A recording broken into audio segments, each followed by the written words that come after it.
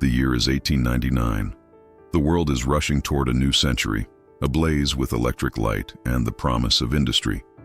But in the deep, clinging humidity of the Louisiana Bayou, time does not move. It seeps. It suffocates.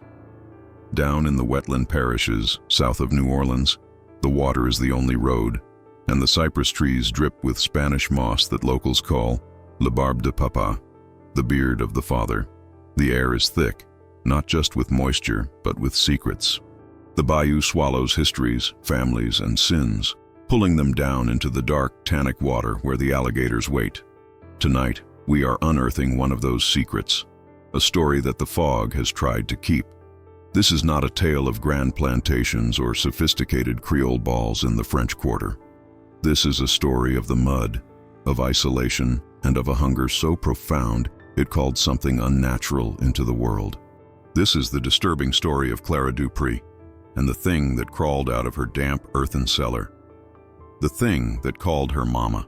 Before we venture into the fog, and before I unlock the cellar door on this forgotten history, I want to ask you to do one small thing. If you enjoy plumbing the depths of the unknown, if you find yourself drawn to the stories that hide in the shadows of history, please take a moment to subscribe to this channel. It lets the algorithm know that these forgotten voices deserve to be heard. Click the bell so you never miss an echo from the past. Now, let us begin. Terrebonne Parish, 1899. The name Terrebonne means good earth. It is a cruel irony. The earth here is not so much earth as it is a thick, dark soup, a delta of competing waters, both fresh and salt, that creates a sprawling, endless labyrinth of swamps, marshes, and bayous. The people who live here are not farmers in the traditional sense. They are trappers, moss gatherers, fisherfolk, and shrimpers. They are Cajuns, Creoles, Huma Indians, and the descendants of escaped slaves, all living in a delicate, humid ecosystem of shared superstices and wary respect. The world was changing. In New Orleans, less than 100 miles away but a lifetime apart, men were talking of automobiles and voices traveling over wires.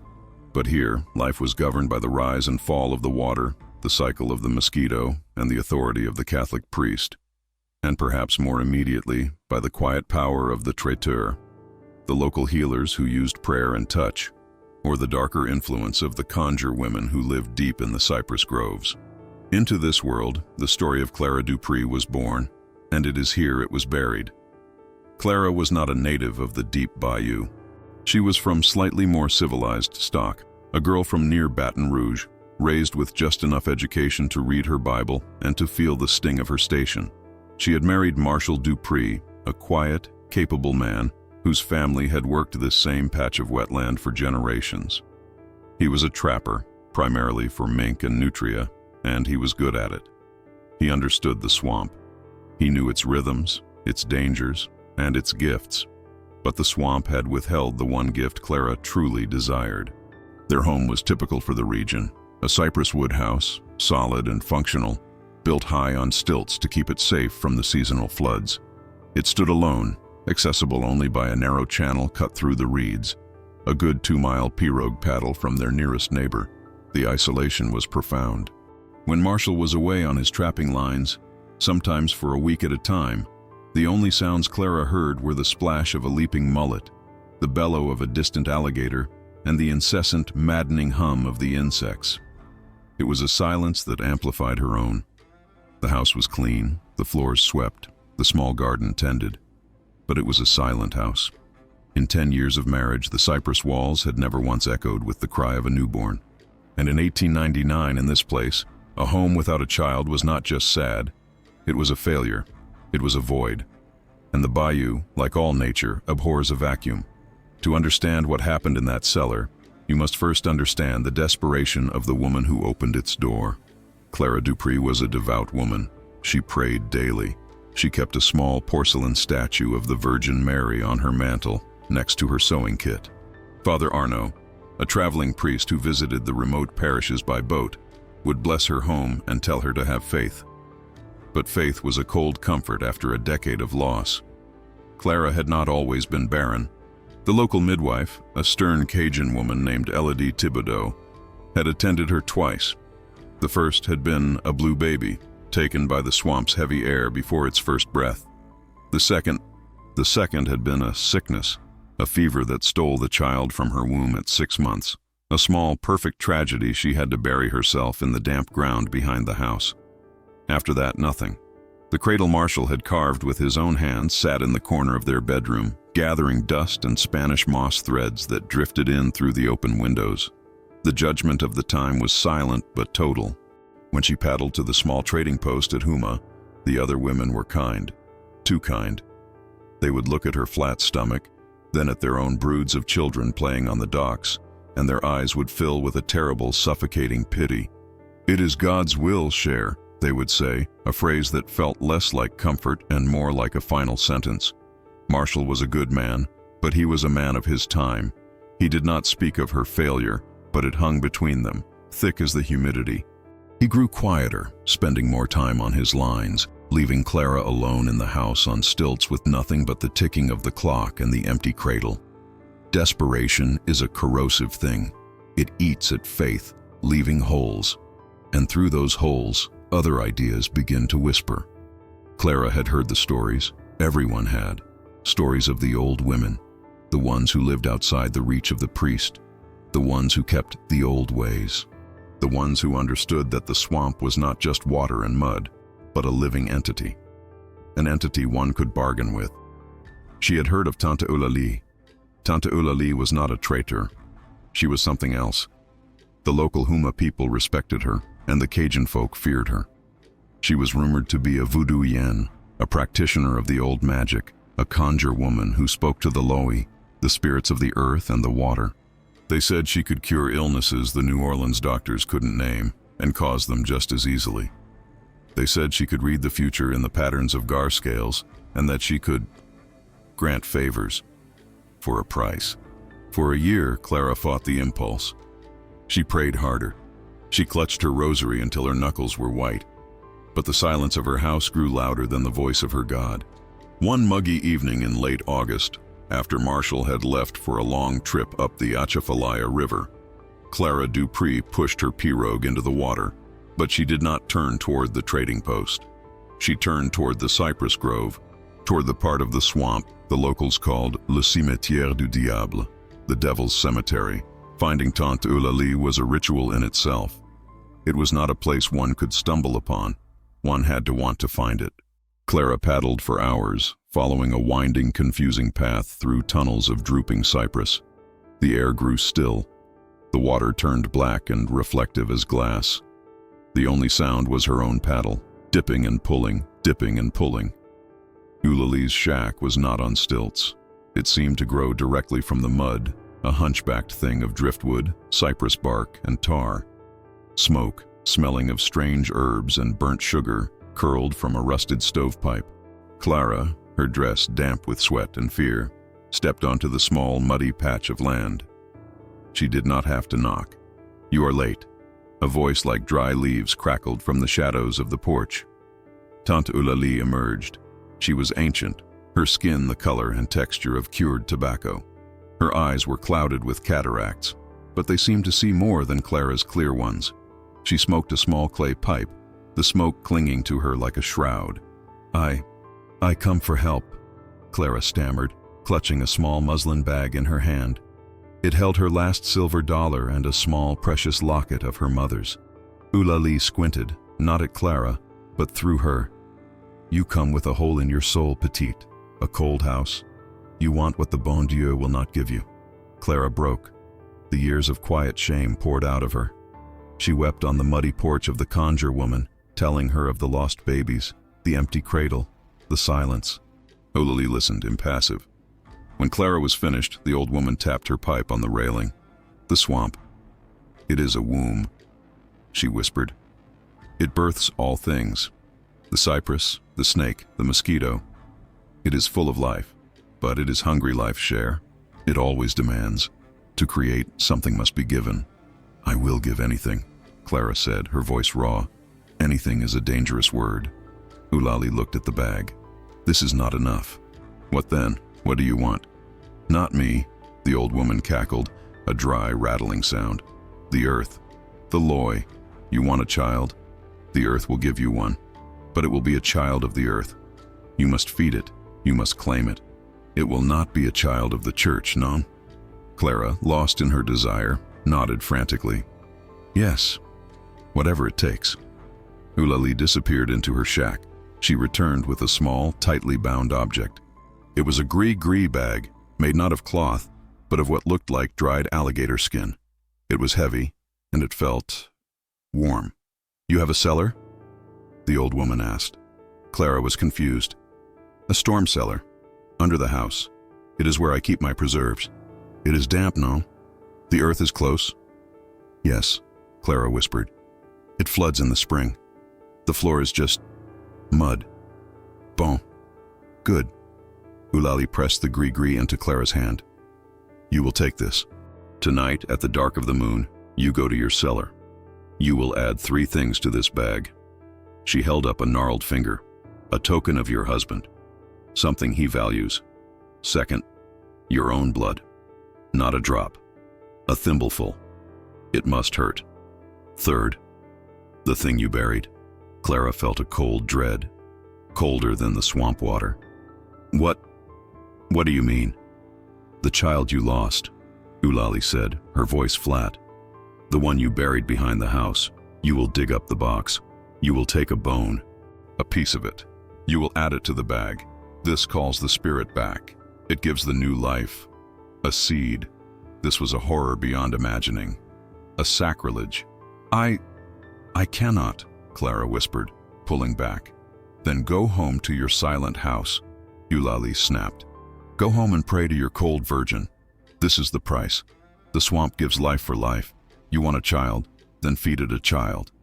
Clara stood there for a long time, the insects singing a hymn of madness around her.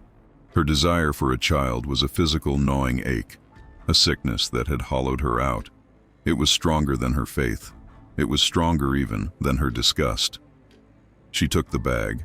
She paddled home in the dying light, the heavy gris-gris feeling like a stone in her lap, pulsing with a faint, dark warmth. That night, the moon was a sliver of bone in the sky. Marshall was days away. The silence of the house was absolute. Clara did the first part. She stole Marshall's pocket watch, the one his father had given him. It was the only thing of real value he owned. She pricked her thumb, not with a needle, but with the jagged edge of a broken canning jar, squeezing a dark red measure of her own blood onto the alligator skin bag. Then she took the lantern and the shovel. The air was thick and foul. She went to the back of the house, to the 3 small, rotted wooden crosses, 2 for the miscarriages, 1 for a dog. She knew the spot. She dug. The wet, loamy earth gave way easily. The sound of the shovel striking the small pine box was a dull, final thud. She did not let herself think. She operated in a fever dream of desperation. She opened the lid. She reached in. She took what was needed. Then she went back inside.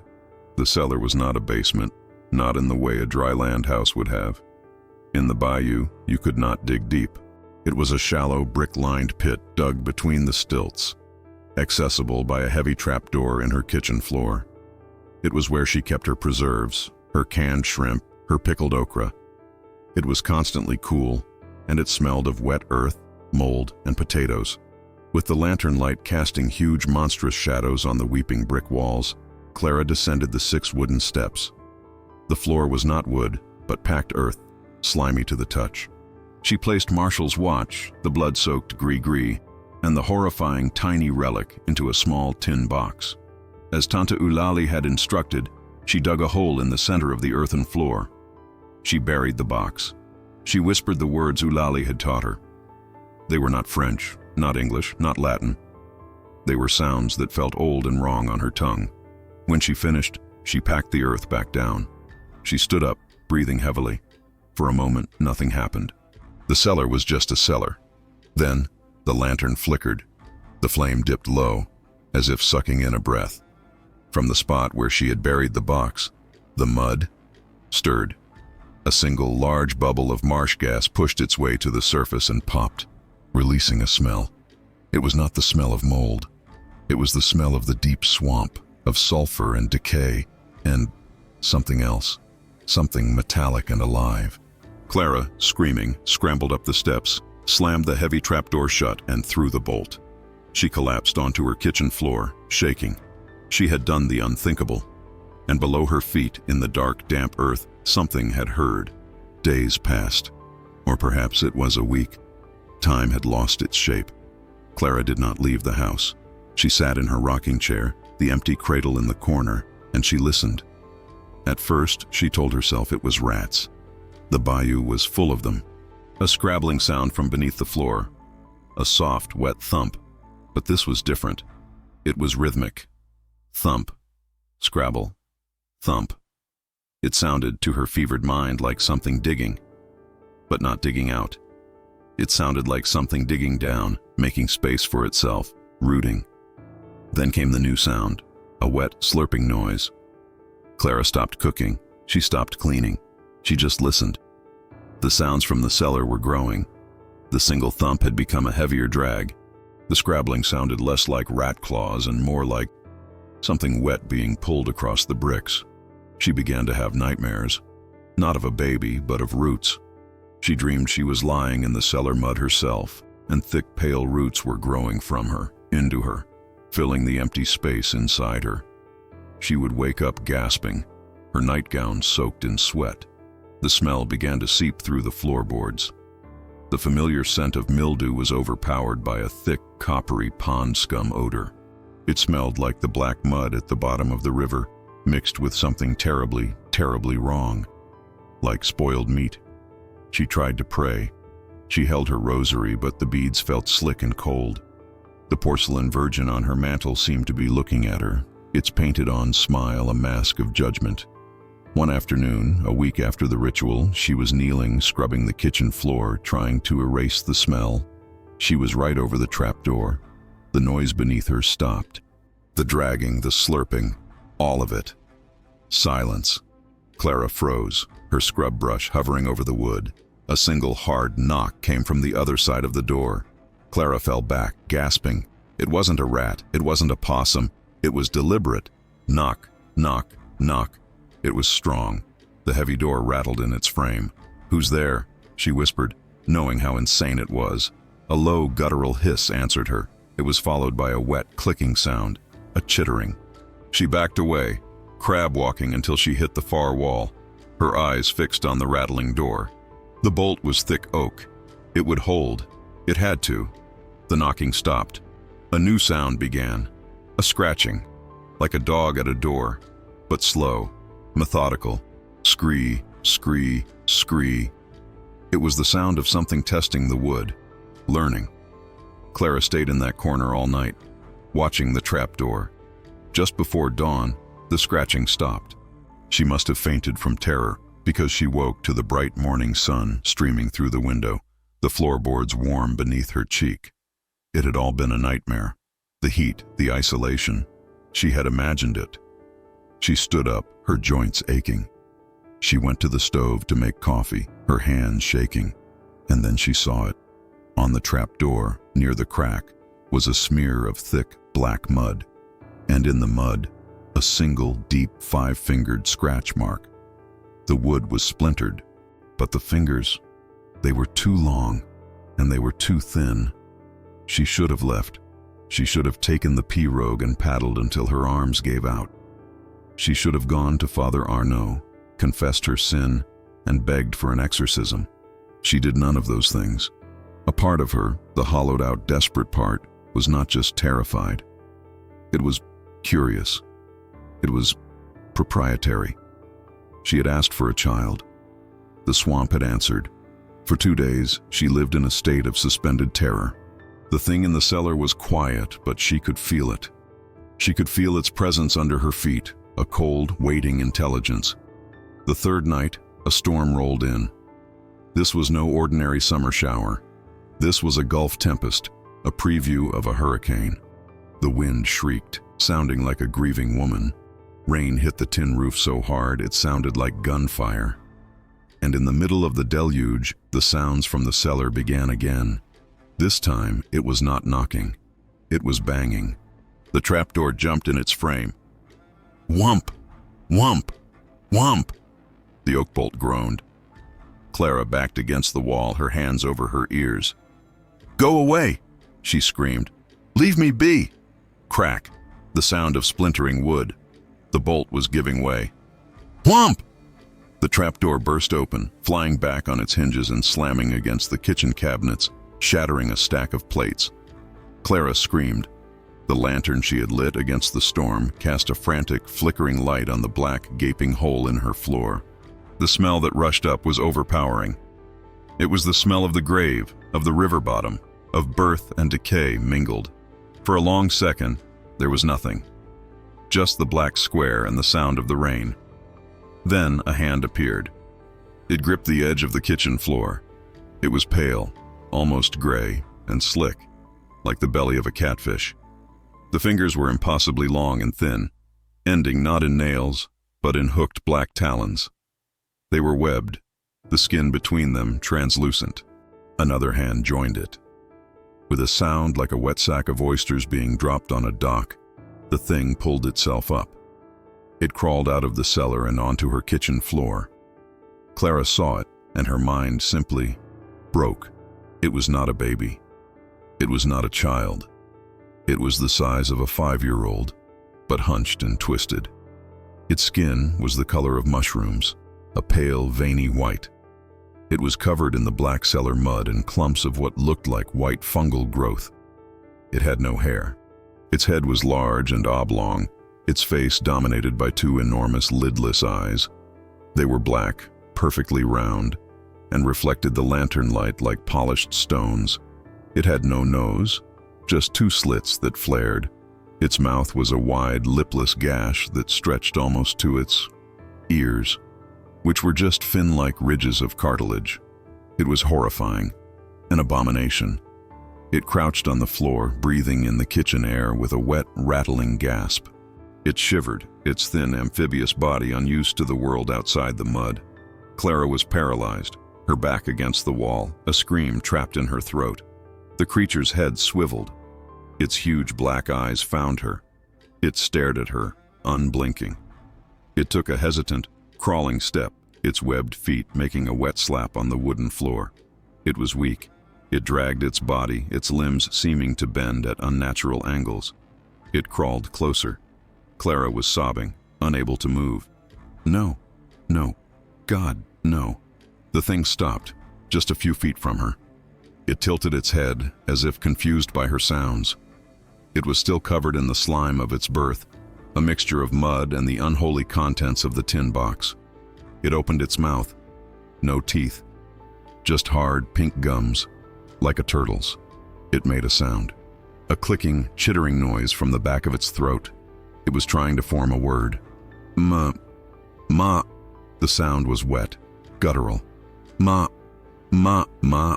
It reached out its long, webbed hand toward her, and the part of Clara Dupree that had buried a child, the part that had bargained with the dark, the part that had been hollowed out by grief, that part of her answered.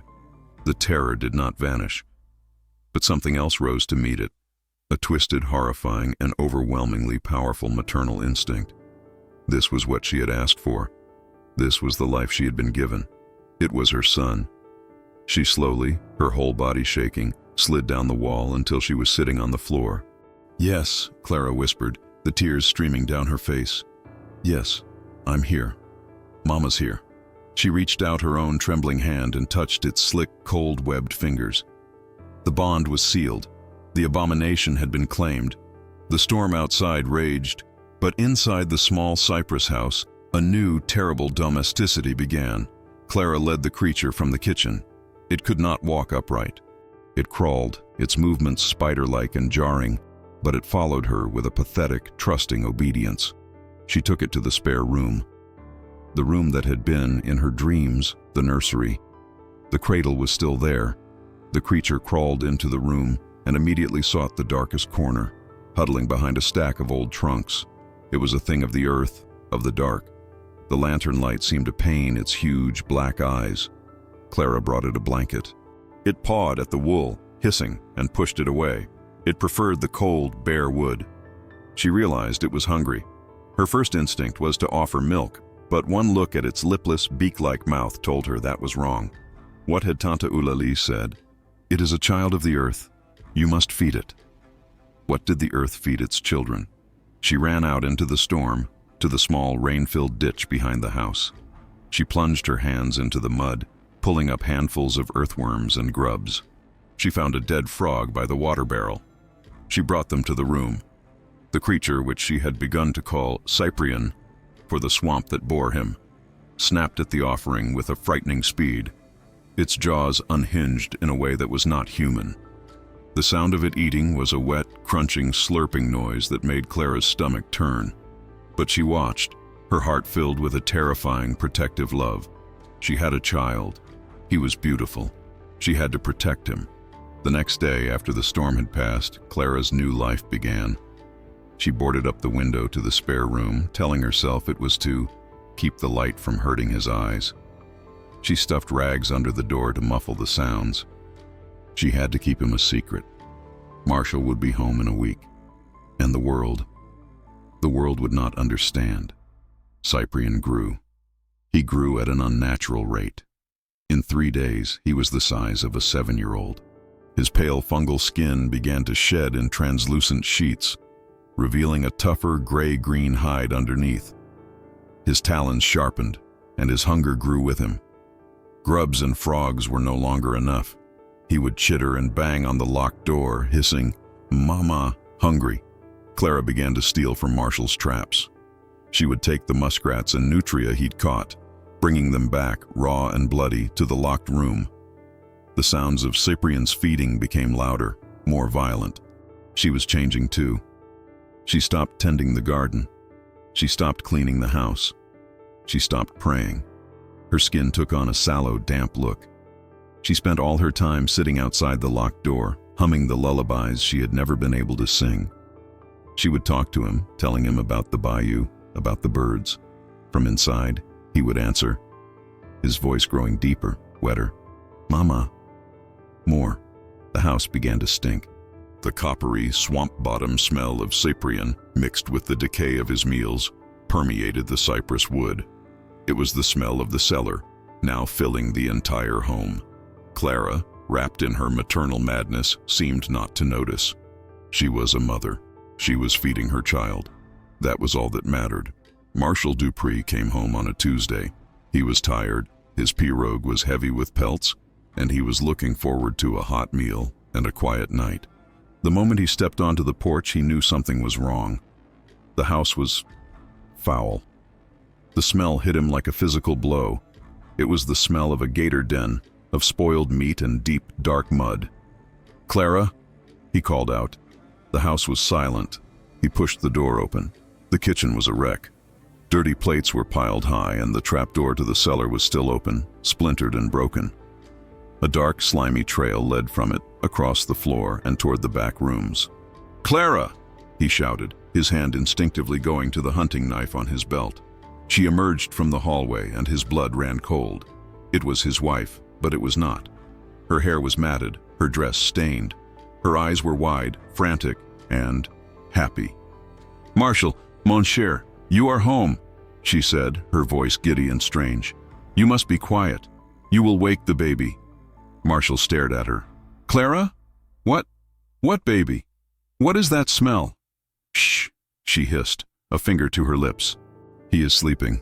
Our son, Cyprien." "Son?" Marshall was terrified. Had she gone mad? Had the isolation finally broken her?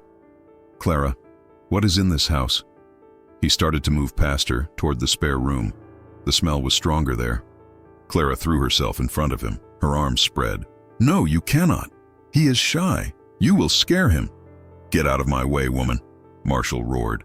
"There is something unholy in my house." From behind the spare room door, a low hiss answered his shout. It was followed by a thud so powerful it shook the wall. Marshall froze. That was no baby. It wasn't even a man.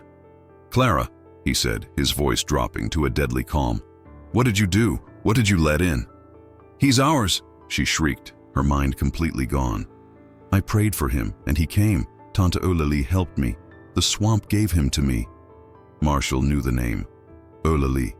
He felt a profound dread. He knew of her. He knew what she was. You went to her?" he whispered, horrified. "You brought Conjure into my home?" "I brought life." Whump. The door bulged. A wooden panel cracked. Marshall pushed his wife aside. The door was locked, but the wood was old. He raised his heavy boot and kicked, once, twice. On the third kick, the lock splintered. The door flew open. The stench that rolled out of the room was unimaginable. Marshall gagged, covering his face.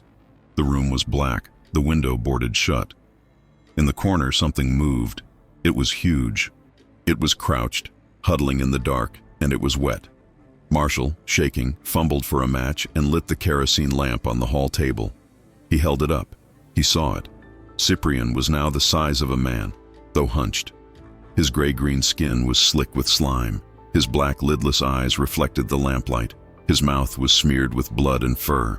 In the corner was a pile of bones, muskrat, nutria, and something larger.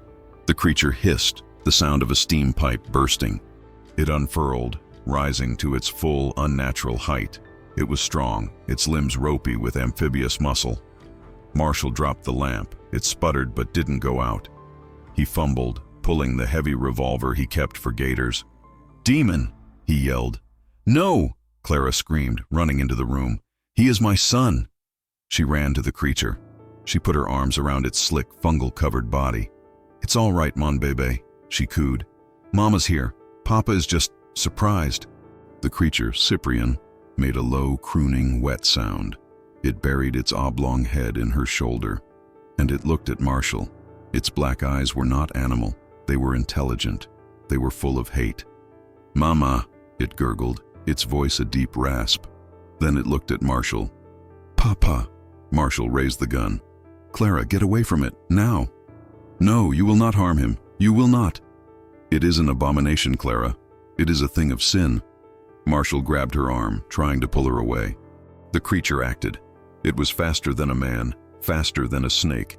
Its webbed hand, tipped with black talons, shot out. It wasn't aiming for Marshall. It was aiming for the gun. It slashed across Marshall's arm. He roared in pain as the talons tore through his shirt and his flesh. The revolver clattered to the floor. Cyprian hissed, pushing Clara behind it, and lunged for Marshall. Marshall Dupree was a swamp man. He was strong, and he was fast. He dodged the creature's initial lunge and scrambled out of the room, grabbing his shotgun from the wall mounts. "Clara, run!" he yelled, fumbling to load the shells. "No, don't hurt my child!" she screamed from the doorway. The creature crawled out into the hallway, its body seeming to flow like thick oil. It was too fast.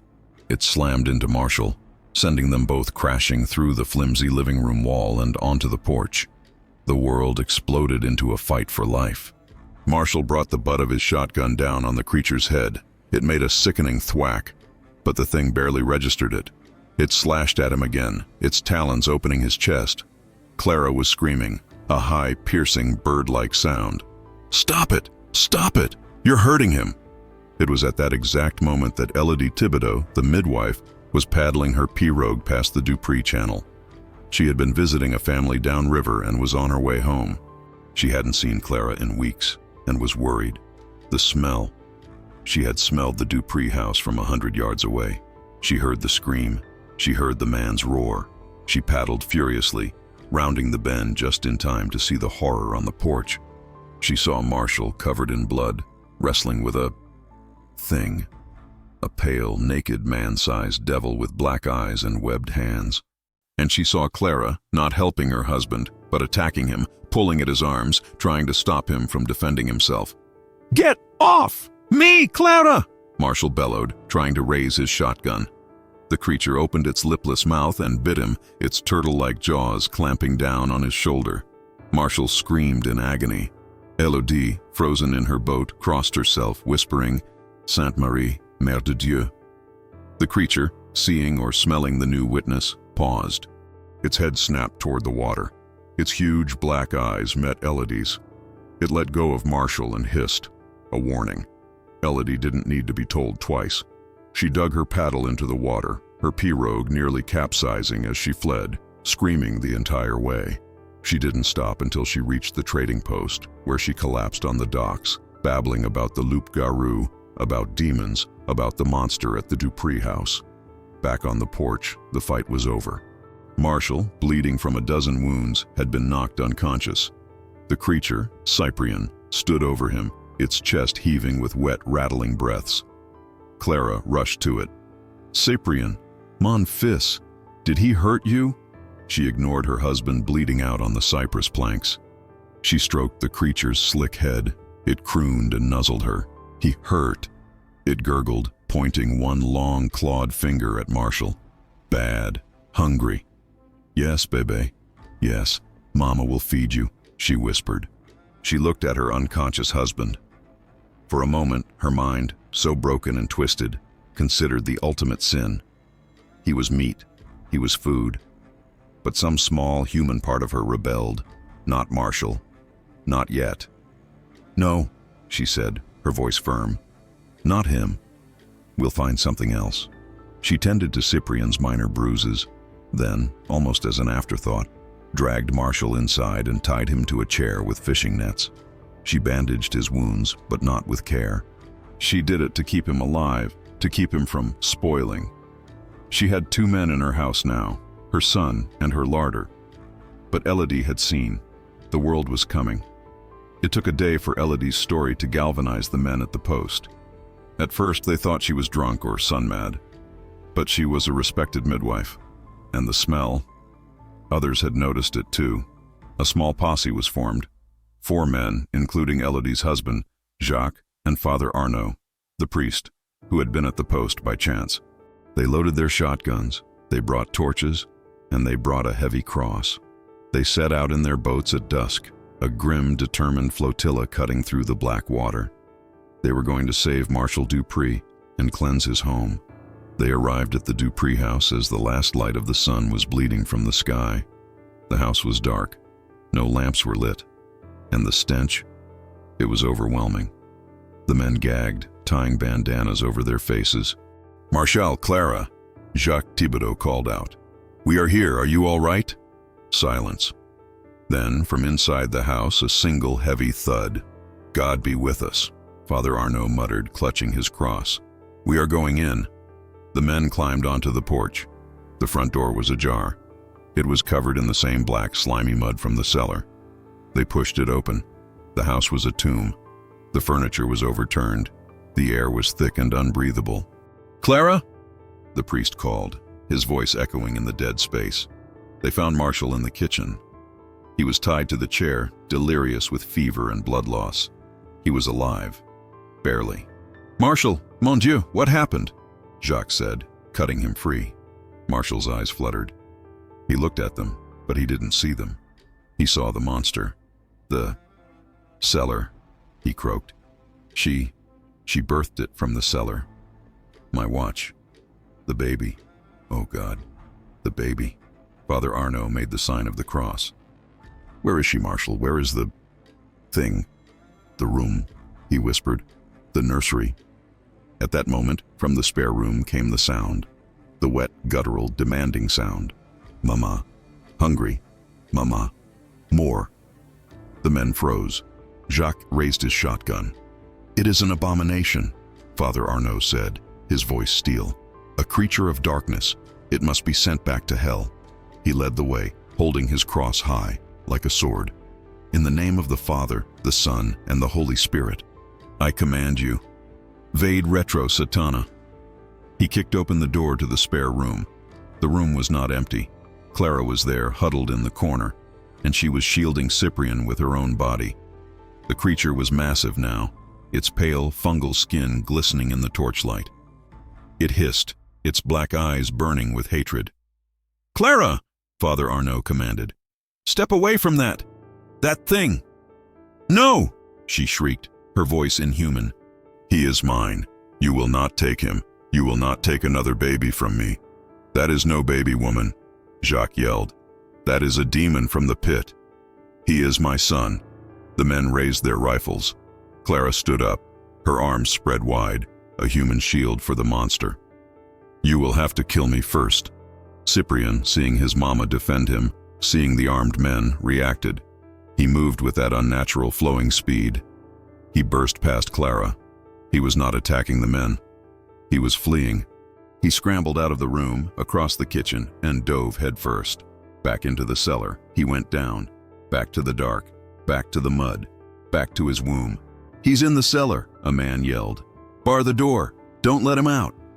But Clara was on them, biting, scratching, clawing. "No!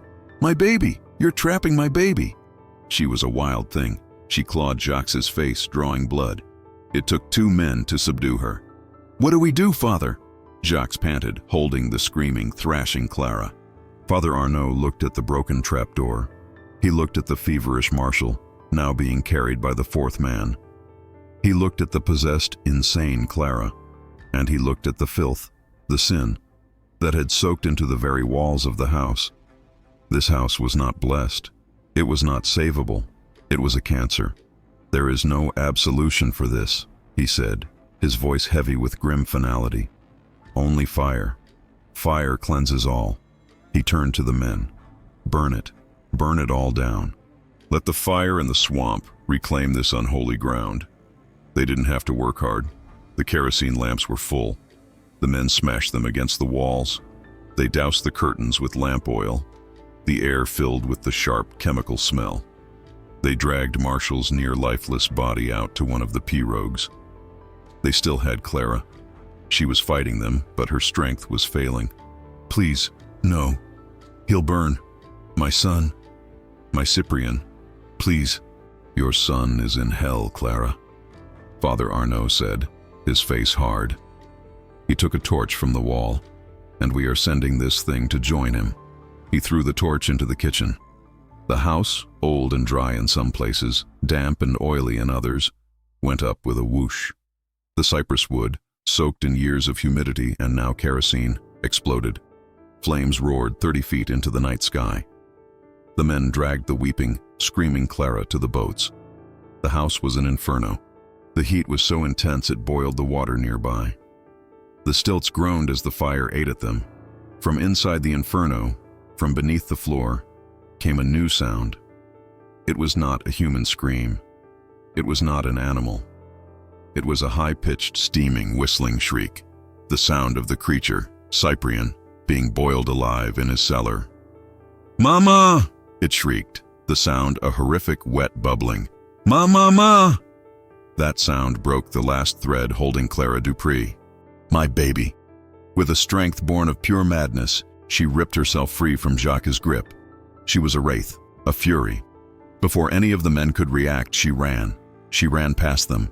She ran onto the burning porch. "Clara, no!" Father Arnaud screamed. She did not pause. She ran straight into the wall of flame. "I'm coming, bébé!" They heard her scream. "Mama's coming!"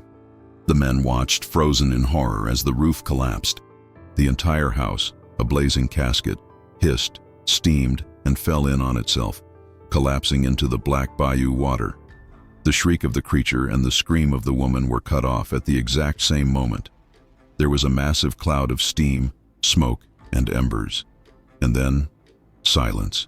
The only sound was the crackling of the few remaining timbers and the gentle lapping of the water. Clara Dupree and the thing she had called son were gone. The 4 men and the dying Marshal paddled back to the trading post in total horrified silence.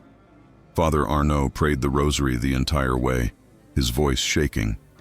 Marshal Dupree did not last the night. The fever, the blood loss, and the shock had been too much. Or perhaps his soul had simply refused to stay in a world that held such horrors. He was buried in the small Catholic cemetery, his coffin nailed shut. The story spread like wildfire, but it was quickly contained. Father Arnaud, a powerful and practical man, declared the event a tragic fire, a result of an overturned lamp. He claimed Clara and Marshall had both perished. He described Clara's madness as a swamp fever that had caused her to hallucinate. No one spoke of what Elodie had seen. No one spoke of the thing in the house. To do so was to invite the darkness. The Bayou had seen what it had seen, and the Bayou would keep the secret. The conjure woman, Tante Eulalie, was visited by Father Arnaud. No one knows what was said, but the next day her shack was found empty, abandoned. Some say she fled, knowing she had meddled with forces beyond her control. Others say the priest brought his own, holy fire to her door. And some say the swamp, having been cheated of its price, had come to collect its debt from her. The Dupree homestead was left to rot. The burnt stilts sticking out of the water became a landmark, a warning. No one fished there. No one trapped there. The water, they said, was sick. The year is no longer 1899. Over a century has passed. The world has changed. The bayou has changed too. Channels dredged, oil rigs built. But the deep swamp remembers. The story of Clara Dupree faded from official history, but it became a legend. A fillet story, told on porches during storms. The trappers and shrimpers, they still talk. They say that stretch of the bayou is haunted, not by Clara, not by Marshall. They say that if you are out on the water at night, when the fog is so thick you can't see your own hand, you'll sometimes hear it. You'll hear a woman humming a lullaby, a sad, disjointed tune, and you will hear a sound following it, a wet, crawling sound, the sound of something heavy dragging itself through the mud. Slap, drag, slap. They say the fire didn't kill it. How can you kill something that is made of the mud and the dark? The fire only drove it deeper, back into the earth.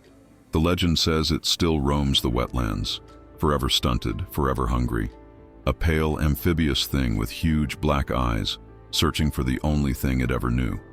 They call it Clara's l'enfant, or sometimes just Mama's boy. They say if you get lost in the fog, if your boat engine dies, listen close.